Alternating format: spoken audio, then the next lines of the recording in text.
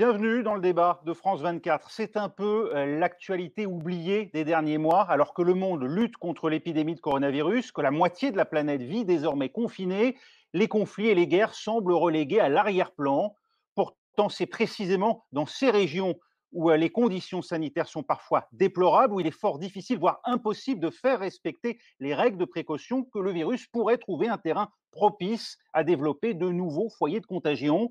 Coronavirus en zone de guerre, est-ce la prochaine vague? On en débat avec Anne Niva, journaliste indépendante, grand reporter de guerre. Vous avez couvert de nombreux conflits, prix à Albert Londres en 2000, auteur d'une quinzaine d'ouvrages. Vous venez d'écrire, Anne Niva, pour Gallimard, dans un ensemble, une suite d'essais, tracts de crise, ce court essai en ligne consacré justement aux pays en guerre. Merci d'être avec nous, Anne Niva. Bonjour, merci. Et on reparlera effectivement de ce fameux tract de guerre. Thierry Alafort du Verger, vous êtes directeur général de Médecins sans frontières. Bonjour. Bonjour.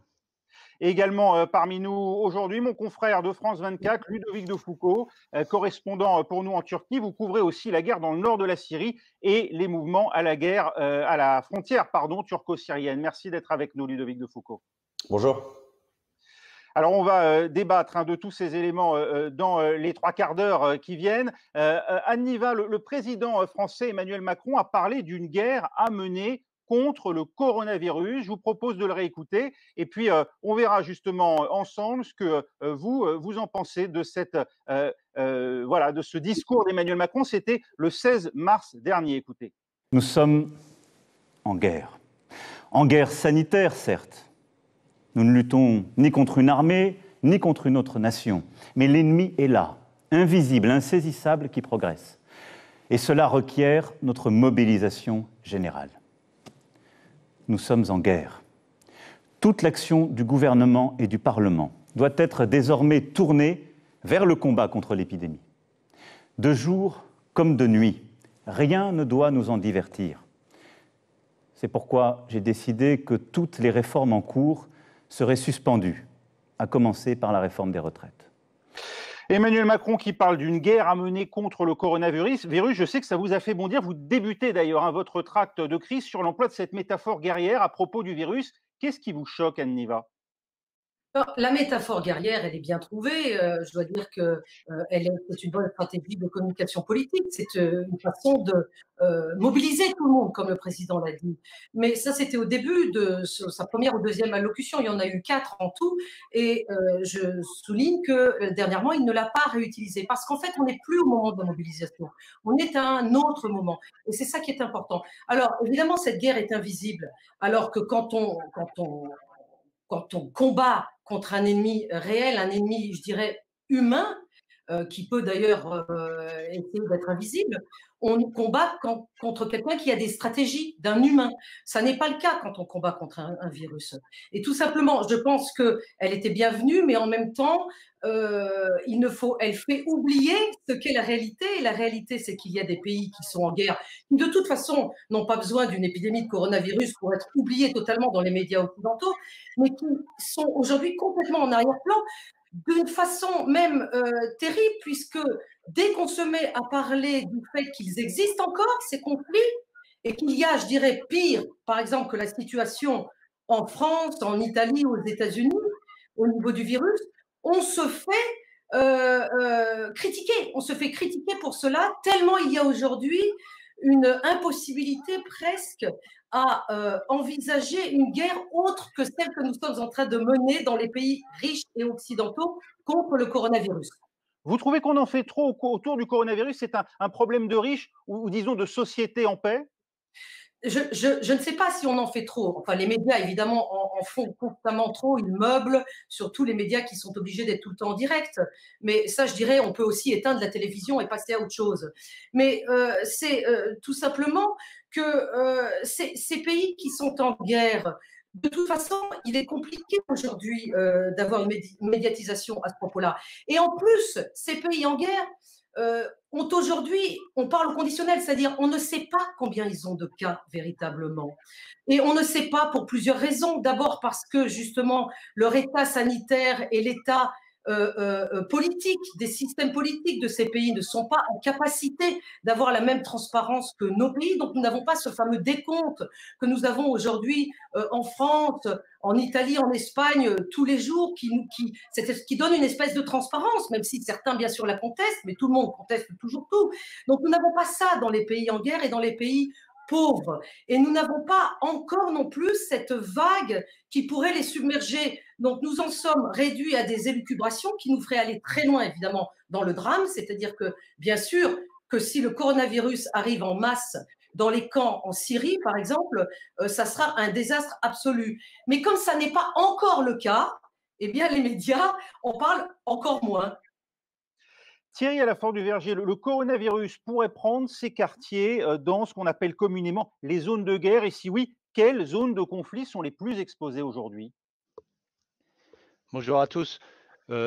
Évidemment, il pourrait. Alors, c'est vrai que pour le moment, comme vous le disiez juste avant, on n'a pas encore vu ça se développer, honnêtement, à part en France, aux États-Unis, en Iran, où on a pu faire un petit tour, où on a vu que les services de santé étaient débordés. C'est pas le cas.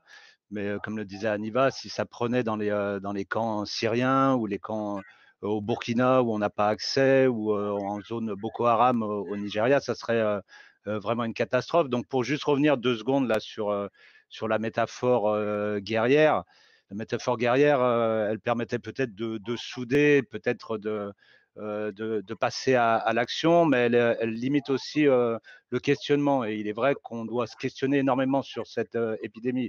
Va-t-elle ou va-t-elle pas prendre tous les pays? Comment va-t-elle se comporter? On commence à voir des profils spécifiques de la pathologie. Va-t-on pouvoir ou pas agir? Avec quels médicaments? On a tous entendu les débats sur la chloroquine. A-t-on ou pas assez de masques? Tout ça sont des vraies questions qu'on doit se poser. Donc, dans les pays en guerre, évidemment, la situation est beaucoup plus grave. Dans les lieux d'enfermement aussi, hein, les camps de réfugiés, les camps de déplacés, les prisons, tout ça sont des lieux particulièrement à risque et où il est difficile aujourd'hui d'assurer de la protection des équipes médicales et des peut-être patients à venir. On va rentrer dans le détail dans un instant, mais vous considérez-vous le coronavirus comme un réel danger dans ces régions au regard de tous les périls qui accablent déjà les populations sur place? Vous prenez malgré tout le coronavirus au sérieux? On le prend très au sérieux dans les 70 pays dans lesquels on travaille parce que bon, les nombres sont petits, mais au Burkina Faso, on parle déjà de 500 cas avec une trentaine de décès. On en a au Mali, on en a en Côte d'Ivoire, dans des pays qui auront des accès difficiles aux soins intensifs. On a quelques cas en Syrie, on a des cas en Libye. On est très inquiet dans les camps de migrants dans lesquels on travaille en Libye. Donc évidemment, on prend ça très au sérieux, on s'y prépare. Et de toute manière, ça a déjà un impact fort. Le lockdown, le confinement ont des impacts très très forts sur la population. Le manque de protection Je vais vous donner un exemple. Sur le Yémen, par exemple, nous, dans le centre de traumatologie où on prend en charge des blessés, on a vu 15 ou 20% de patients en plus en ce moment. Pourquoi? Parce que les hôpitaux qui prenaient aussi leur lot de patients les refusent aujourd'hui parce qu'ils n'ont pas de quoi se protéger contre le coronavirus. Qu'il soit là ou qu'il ne soit pas là, il faut s'en prévenir déjà. Alors, on évoquera le Yémen dans un instant. La Syrie, vous en parliez hein, justement. Eh bien, la Syrie, il y a encore un mois, niait totalement à l'existence du virus sur son sol. Je vous propose de voir ce sujet qui est passé à l'époque sur les ondes de France 24. C'était exactement le 20 mars dernier. Il est signé Marc Pope. À Damas, ses employés désinfectent les rues, les bus et tous les lieux sensibles. Le but, éviter la propagation du coronavirus dans le pays. نحن عم نقوم بتعقيم الأماكن اللي فيها عدد كبير من المواطنين مثل الأسواق والحدائق وعم نعقم الأماكن اللي المواطن بتلامس إيده مباشرة مثل مسكات الأبواب، الدرابزين، المقاعد، الجلوس، هالأشياء هي. Des mesures de prévention, car à en croire les autorités, aucun cas de coronavirus n'a été recensé dans le pays. Ce service de réanimation est d'ailleurs presque vide. Malgré tout, les effets du virus se font sentir, les cafés sont désertés et les autorités religieuses ont fermé l'emblématique mosquée des Omeyyades. أول مرة بيصير بتاريخه إنه بيأذن الجامع وما بنفوت بنصلي بالجامع، إنه هذا قرار من وزارة الأوقاف تجنبا يعني للاجتماعات مشان فيروس كورونا. والحمد لله يعني العالم مو كل هالقد متخوفة من الفيروس، في منهم عم يلبس كمامات وكفوف ووقاية يعني، بس مو كل هالقد يعني الخوف منه الحمد لله. Partout dans le pays, les scènes de stérilisation se multiplient comme ici dans la région d'Alep. Le ministère de la Santé a indiqué avoir pratiqué 103 tests sur des patients présentant des symptômes suspects. Tous se sont révélés négatifs. Un tableau très optimiste qui est loin de convaincre les observateurs indépendants. Le pays est en effet proche de l'Iran, le principal foyer de diffusion du virus au Proche-Orient. Damas entretient également des liens étroits avec Téhéran. De nombreux pèlerins chiites visitent régulièrement le sanctuaire de Sayyeda Zainab dans le sud de la capitale. Ludovic de Foucauld, la Turquie, où vous vous trouvez, compte aujourd'hui le plus grand nombre de cas au Proche-Orient atteints du coronavirus. On va y revenir dans un instant. Mais en Syrie toute proche, où en est l'épidémie aujourd'hui? Est-ce qu'on arrive à avoir des données fiables? Fiable, je ne crois pas. En tout cas, il y a des chiffres officiels donnés par le régime, mais qui sont, d'après la plupart des observateurs internationaux, largement sous-évalués. Le premier cas a été détecté le 23 mars et aujourd'hui, la Syrie annonce qu'elle a 40 cas officiellement et 3 morts. Donc ça, c'est pour la partie du territoire qui est contrôlée directement par le régime. Mais encore une fois, ce sont des chiffres qui pourraient être largement sous-évalués. Pourtant, il y a cette proximité avec, on l'a dit, la Turquie, plus grand nombre de cas, et puis l'Iran, qui était le foyer d'origine dans la région. Comment expliquer cette situation qui ferait pour l'instant de la Syrie un pays relativement épargné? Et puis en Turquie, justement, où l'on mène une offensive depuis plusieurs mois dans le nord de la Syrie, est-ce qu'on continue justement à parler de cette offensive, ou est-ce qu'aujourd'hui l'actualité du coronavirus a totalement occulté l'agenda politique et géopolitique du pays? Oui, le coronavirus est le sujet dont on parle évidemment le plus ici en Turquie, même si les opérations militaires continuent. D'ailleurs, aujourd'hui, le ministre turc de la Défense s'est exprimé pour faire une sorte de récapitulatif de toutes ces opérations menées par la Turquie, donc dans le nord de la Syrie, dans la région d'Idlib, mais aussi dans le nord-est, dans les territoires kurdes, et puis aussi jusqu'en Libye. D'ailleurs, aujourd'hui, il y a une 4e patrouille conjointe entre les forces de sécurité turques et russes qui s'est effectuée le long de l'autoroute M4 à Idlib, que ce soit sur la route ou même accompagné de dispositifs aériens. Donc, on continue de parler de ce qui se passe un petit peu dans les théâtres des opérations militaires syriennes, mais c'est évidemment le coronavirus, avec tout ce que ça implique aussi en termes politiques, qui fait le titre de tous les médias ici, parce qu'il faut comprendre, en Turquie, vous l'avez dit, maintenant c'est le pays le plus touché par le coronavirus dans la région. En termes de nombre de cas, le pays est passé devant l'Iran. On est à plus de 90 000 cas en Turquie, à plus de 2000 morts, des chiffres qui, encore une fois aussi, seraient sous-évalués d'après les propres syndicats indépendants de médecins en Turquie. Mais il y a aussi une bataille politique dans la gestion du coronavirus, puisqu'il y a les grandes villes turques qui sont, comme vous le savez, passées aux mains de l'opposition lors des dernières élections municipales. Ces grandes villes tentent de mener des initiatives locales contre le coronavirus, des campagnes de dons municipales, des initiatives de distribution de nourriture gratuite, des initiatives qui sont empêchées par le pouvoir central à Ankara, qui veut prendre absolument, qui veut être à l'origine de toutes les initiatives et qui refuse, ce sont les mots du président Erdogan, que se forme un État dans l'État. Donc il y a une centralisation de l'action politique qui peut se faire au détriment des efforts contre le coronavirus, puisqu'il n'y a pas vraiment de coordination du coup. Anne Niva, on peut trouver que parfois l'actualité du coronavirus prend beaucoup, voire même trop de place, qu'on lui accorde peut-être trop d'importance. Pour autant, ces zones dans lesquelles les déplacements sont contraints, les mouvements de population ou les populations elles-mêmes vivent regroupées parfois dans la peur d'une offensive, là, le virus peut trouver un terrain propice à se développer. Oui, bien sûr, mais jusqu'à présent, Dieu merci, il n'y est pas encore. Mais ce que je voudrais noter, Raphaël, c'est quelque chose que je trouve très étonnant, ce paradoxe, c'est que finalement, ce coronavirus, pour le moment en tout cas, il a fait beaucoup plus de victimes, de morts dans les pays riches, développés, que dans les pays pauvres. et que a fortiori dans les pays en guerre. Et en fait, c'est parce que le trader de Wall Street, vous voyez, il ne se rend pas dans les camps de réfugiés en Syrie, hein. Il ne va pas à Idlib, il ne va pas en Tchétchénie, il ne va pas en Afghanistan parce qu'il n'a aucune raison d'y aller. Donc, ce virus, les autorités sanitaires françaises et autres nous l'ont bien dit, il circule au gré des flux de population. Et c'est des flux de population dans des pays qui fonctionnent économiquement. Et c'est pour cela que, justement, nous avons été confinés. C'est pour arrêter ce flux, pour stopper, pour ralentir cette propagation. Donc, à contrario, je dirais que c'est peut-être une des raisons pour lesquelles il n'y a pas encore trop de victimes dans les pays dont nous parlons aujourd'hui, notamment les pays en guerre.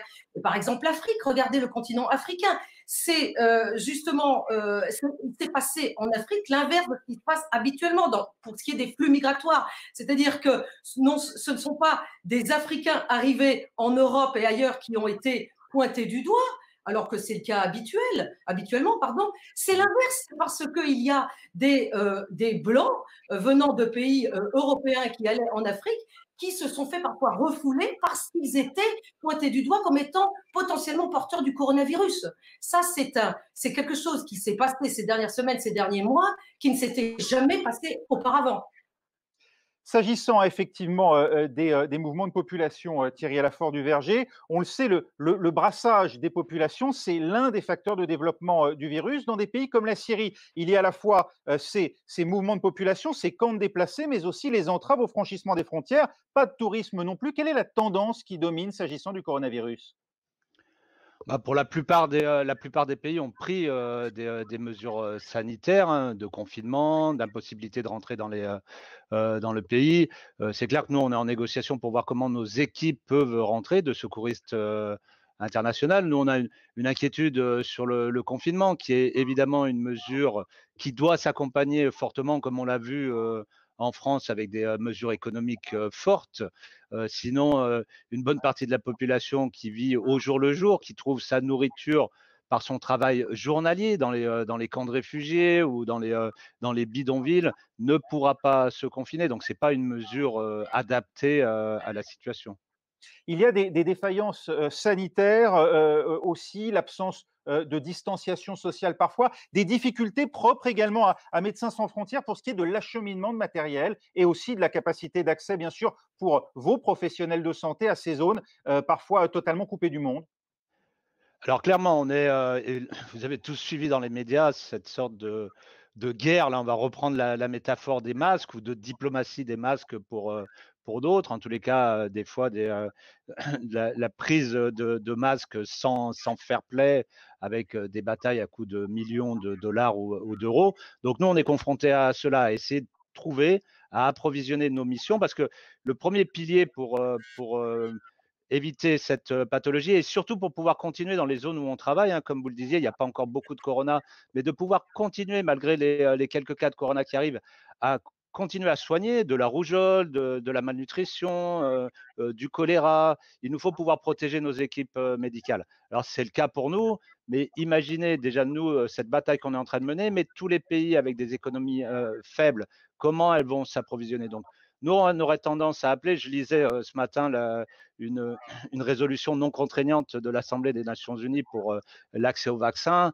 Moi, j'aurais tendance à appeler à une résolution contraignante des pays du G7 ou du G20 pour partager les stocks de matériel de protection des soignants, partager les tests. Alors vous allez me dire, il y en manque dans les pays riches, peut-être, mais je pense que les vagues successives d'épidémies permettront de partager les stocks, et donc ça me paraît important. La deuxième chose, comme vous le disiez, c'est la difficulté de circuler. Les compagnies d'aviation sont au sol et beaucoup de pays ont limité l'entrée dans de traverser leurs frontières. Donc voilà, donc c'est un vrai problème. Nous, on en appelle aux États de nous aider à déployer les secouristes internationaux, pas particulièrement pour soigner du Covid, mais pour continuer à prendre en charge les hôpitaux dans lesquels on travaille ou les populations qu'on est en train d'assister.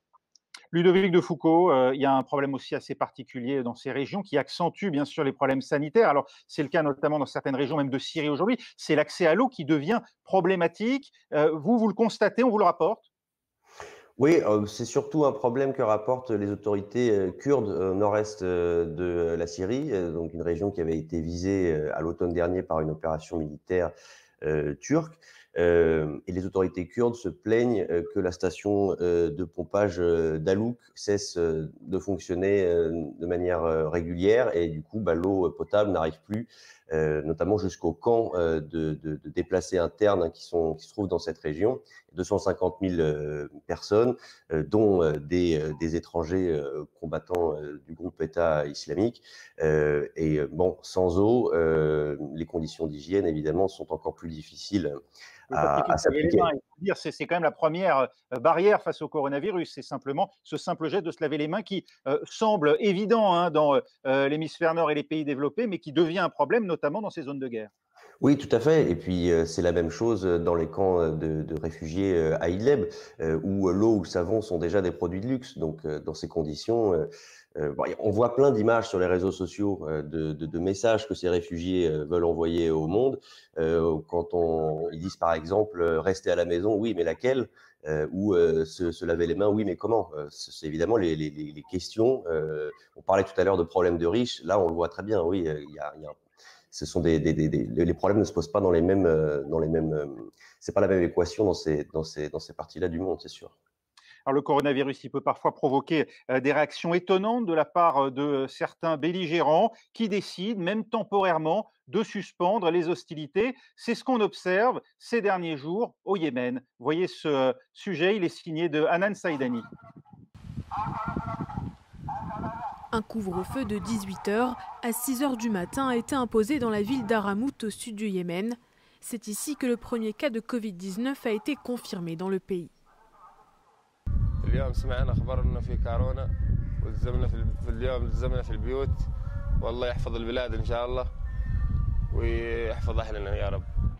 Un pays meurtri par presque 5 ans de guerre entre les rebelles houthis et la coalition soutenue par l'Arabie saoudite.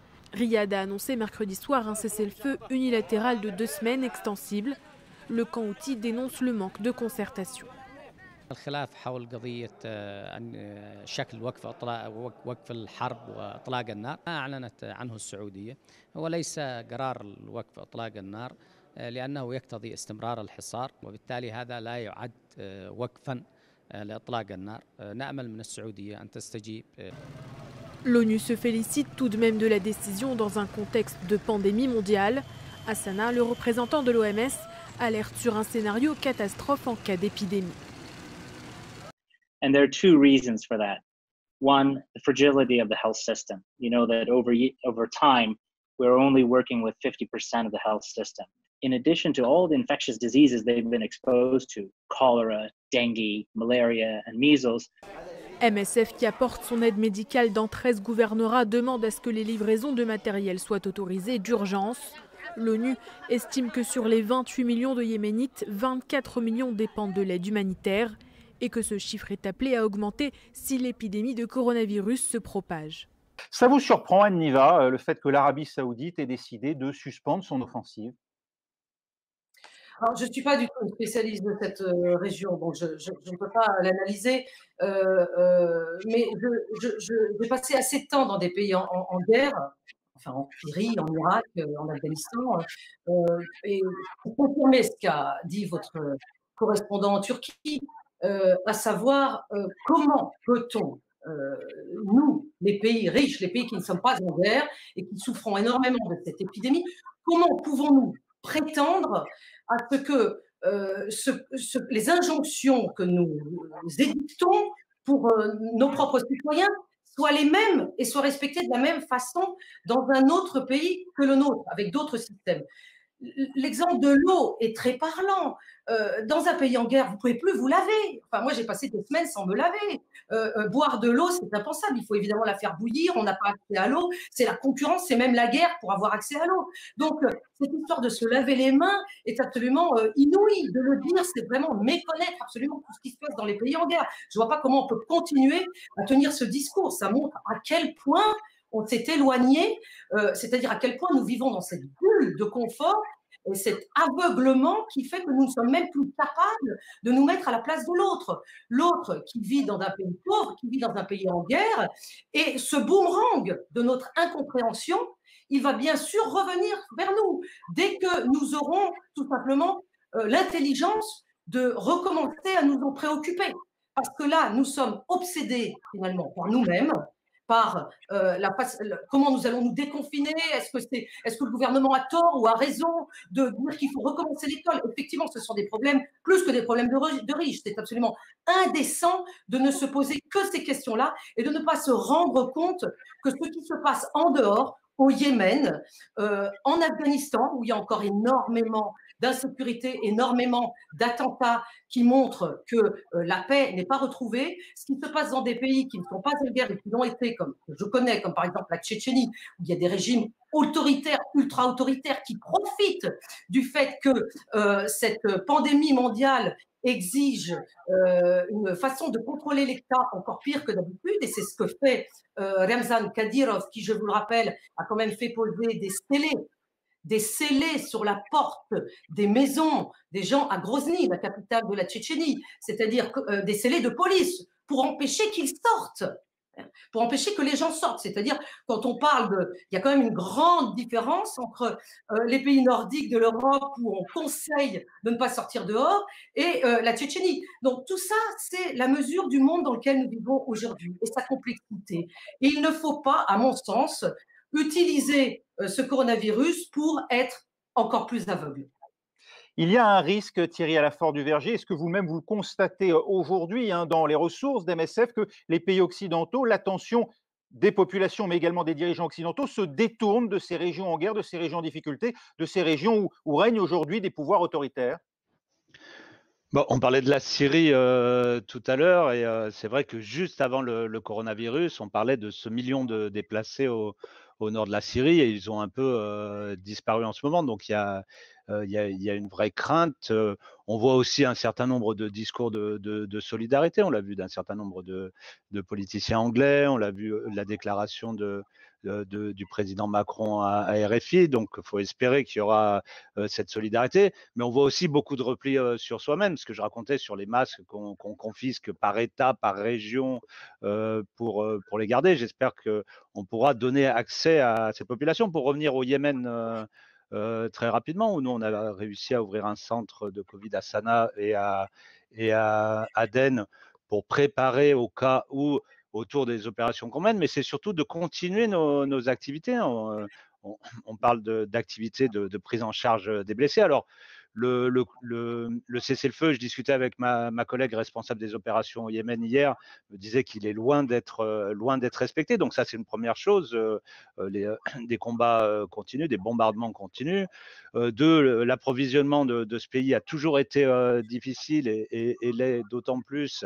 Et les mesures qui sont prises pour de containment des populations, d'empêcher les déplacements des populations, rendent difficile la vie encore plus que d'habitude.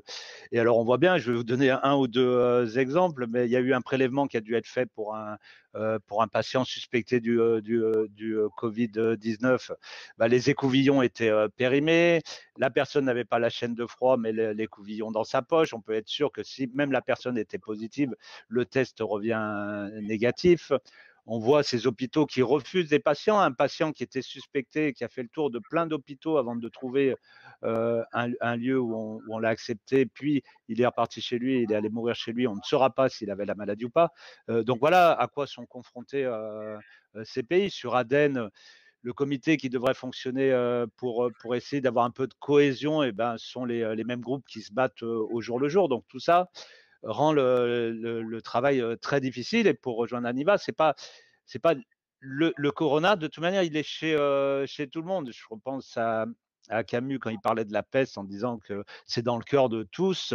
Là, c'est un peu pareil. Donc même si il n'est pas forcément là, s'il y avait 2 cas dans un hôpital, il risquerait d'être fermé. Donc c'est une vraie inquiétude de pouvoir continuer à soigner les blessés, les gens qui ont de la rougeole, de la méningite, un enfant qui aura la malnutrition, pour ne citer que cela. On voit à quel point le coronavirus vient perturber des systèmes déjà souvent défaillants. Ludovic de Foucauld, à cela s'ajoute une période un peu particulière puisque c'est le Ramadan qui commence en fin de semaine. Ça va avoir une incidence sur l'évolution du coronavirus dans un pays comme la Syrie, par exemple, ou comme la Turquie? Ça peut, oui, évidemment. Ici, en Turquie, bon, les mosquées ont été fermées assez tôt. Toutes les prières collectives ont été suspendues assez tôt, jusqu'à ce que les mosquées elles-mêmes soient carrément fermées pour empêcher les gens d'aller prier, même le vendredi. Et là, récemment, le vice-président a déclaré que pour le Ramadan, les prières devaient se faire en famille et chez soi, donc pour essayer au maximum d'éviter que les gens sortent, se retrouvent pour rompre le jeûne ensemble, par exemple. L'autre question qui se pose, c'est plus après en termes médicaux, je pense, c'est que pendant le Ramadan, les organismes aussi se fragilisent. Est-ce que ça peut avoir une incidence sur la propagation du virus? Je ne sais pas, c'est aussi une question qu'on peut se poser.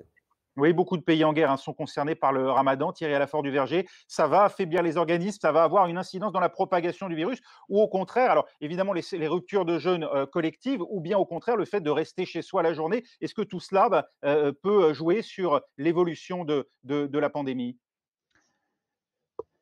Oui, tout à fait. Toutes les mesures de déconfinement, de confinement peuvent avoir une mesure. On connaît très très mal, hein, finalement. Vous voyez bien qu'on connaît très très mal cette maladie. C'est pour ça que tout à l'heure je disais de servir de la métaphore de guerre pour éviter la discussion aussi est dangereuse parce qu'on a besoin d'apprendre. On voit des profils types. Alors on parlait que c'était dans les pays riches, mais on voit aussi déjà dans les pays riches des populations comme aux États-Unis plutôt afro-américaines. Donc, est-ce que c'est aussi des histoires socio-économiques, hein, des gens mal nourris, mal soignés aussi qui ont cette maladie? Nous, sur nos terrains, on s'inquiète de voir nos cohortes de personnes que l'on soigne du HIV ou de la tuberculose être plus en danger, mais aussi les personnes dans les camps de réfugiés. Par exemple, pour ne citer que le camp de réfugiés à Erbil en Jordanie, où on a du mal à avoir accès aujourd'hui parce que les confinements, les lockdowns, comme on les appelle, aussi nous empêchent de circuler plus facilement.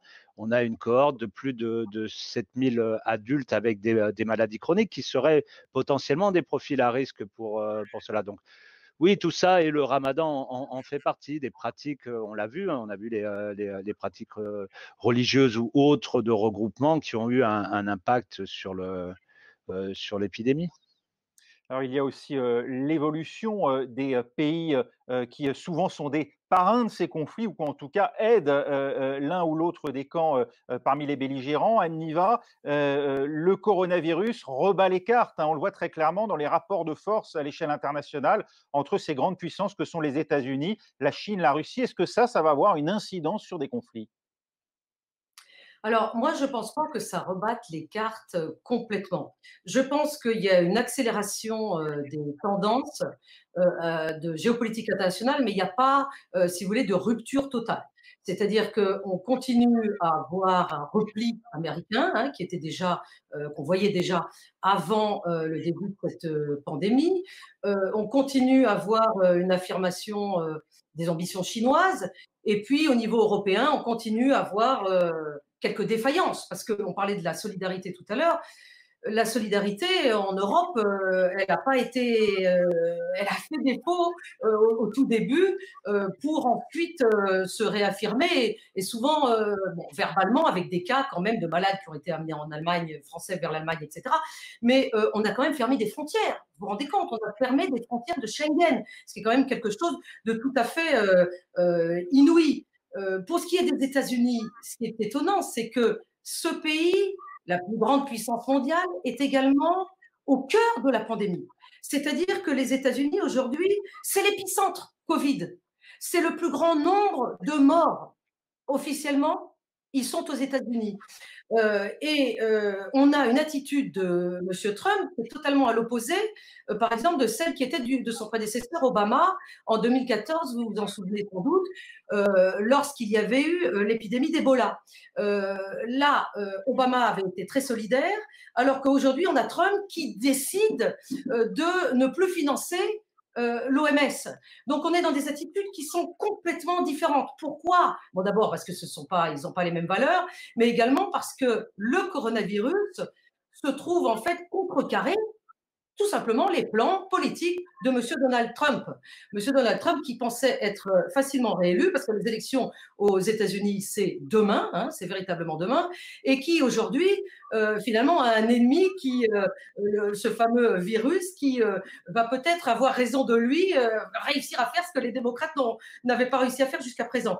Bon, alors donc, et du côté chinois, on a ce soft power qui était déjà présent dans la diplomatie chinoise des dernières années et qui s'est encore une fois fait remarquer grâce au corona. Vous souvenez-vous, quand au mois de mars, des masques ont été envoyés par la Chine, qui les produit dans certains pays européens. Bon, ils ont été volés sur tel ou tel tarmac, etc. Ça a été, bien sûr, très utilisé médiatiquement, stratégiquement par la Chine, qui a d'ailleurs complètement oublié et ça c'est un signe, de montrer, de faire écho et de faire de la publicité dans son propre pays sur le moment qui était un peu plus tôt, au mois de février, je pense, quand nous, Européens, nous avions envoyé des masques à la Chine parce que nous en avions en stock, que nous leur avions acheté précédemment, mais dont nous ne nous servions pas parce que nous n'étions pas encore touchés par la pandémie. Donc oui, les cartes sont rebattues.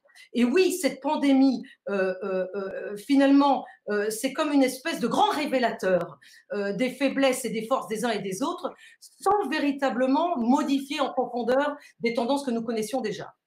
Exemple ou illustration de ce que dit à l'instant Aniva, Ludovic de Foucauld, avec la présence américaine dans le nord de la Syrie, cette région frontalière de la Turquie où les Américains étaient alliés aux Turcs, où ils avaient débuté leur retrait. Est-ce qu'on constate une accélération finalement dans le désengagement américain depuis le coronavirus et depuis que les États-Unis sont devenus le premier pays victime du coronavirus?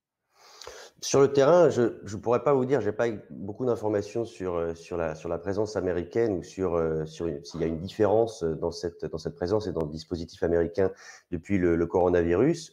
En revanche, ce que dit Aniva est tout à fait juste sur la manière dont certains pays avancent leurs pions et se servent de leur soft power pour étendre leur influence pendant cette période du coronavirus, et c'est le cas de la Turquie, avec ce qu'on appelle la diplomatie du masque. Ici en Turquie, c'est un pays, un des plus gros producteurs mondiaux de masques, et le pays envoie de l'aide internationale dans de très nombreux pays, et d'ailleurs met en scène cette aide internationale, et on parle énormément.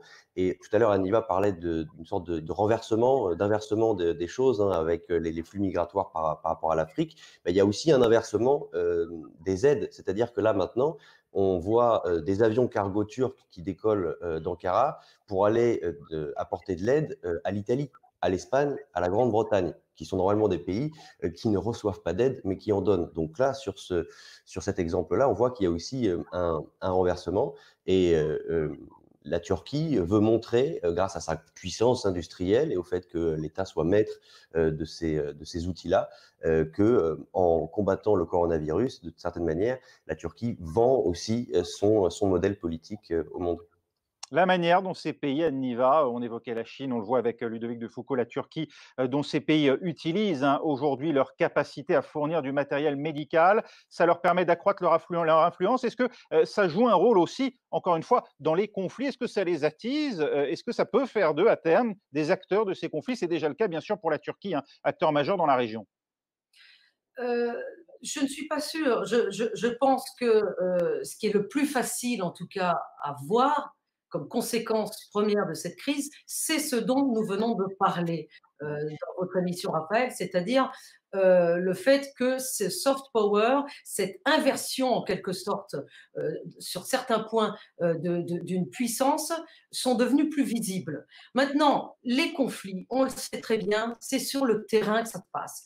Et c'est sur la longueur, c'est en profondeur. Donc ça n'est pas cette pandémie, et d'autant moins la médiatisation et l'ultra-médiatisation dont nous sommes en train de parler de cette pandémie qui vont changer les choses. Ce qui va changer les choses, c'est ce qui se passera sur le terrain. Donc, je crois effectivement, comme l'a dit votre correspondant en Turquie, qu'il est bien trop tôt pour voir ce qui va se passer réellement dans le nord de la Syrie par rapport à ces troupes américaines.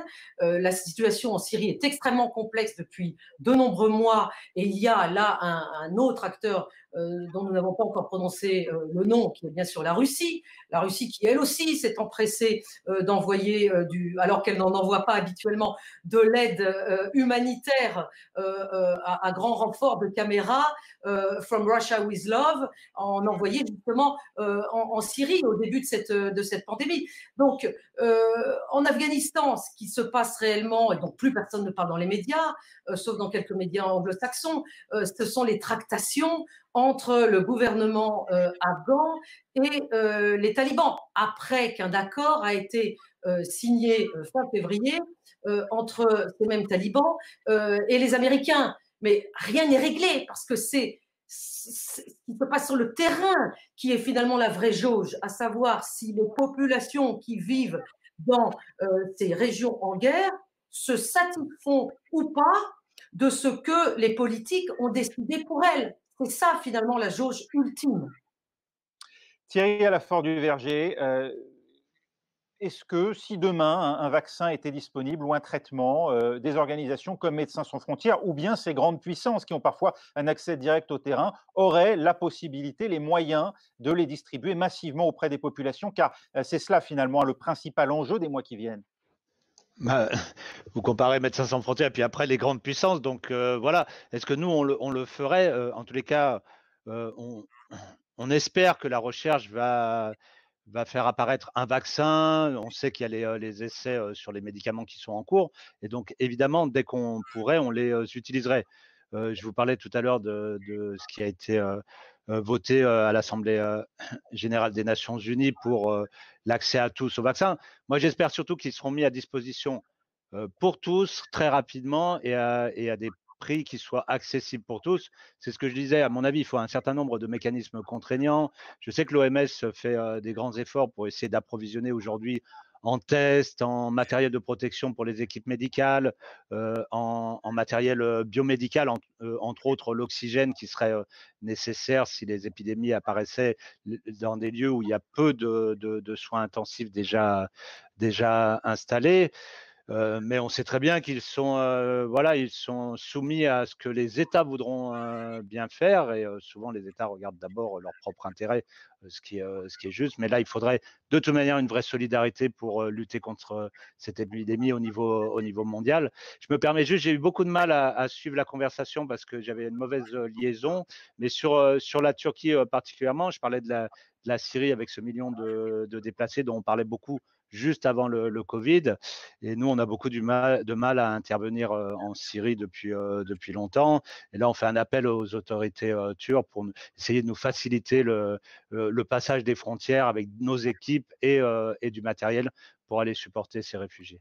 Merci Thierry Alafort du Verger, c'est la fin de ce débat. Merci également à vous, à Niva et à Ludovic de Foucault qui étaient avec nous en direct d'Istanbul. Merci d'avoir bien voulu débattre et merci à vous de l'avoir suivi. On se retrouve demain sur l'antenne de France 24. Restez avec nous.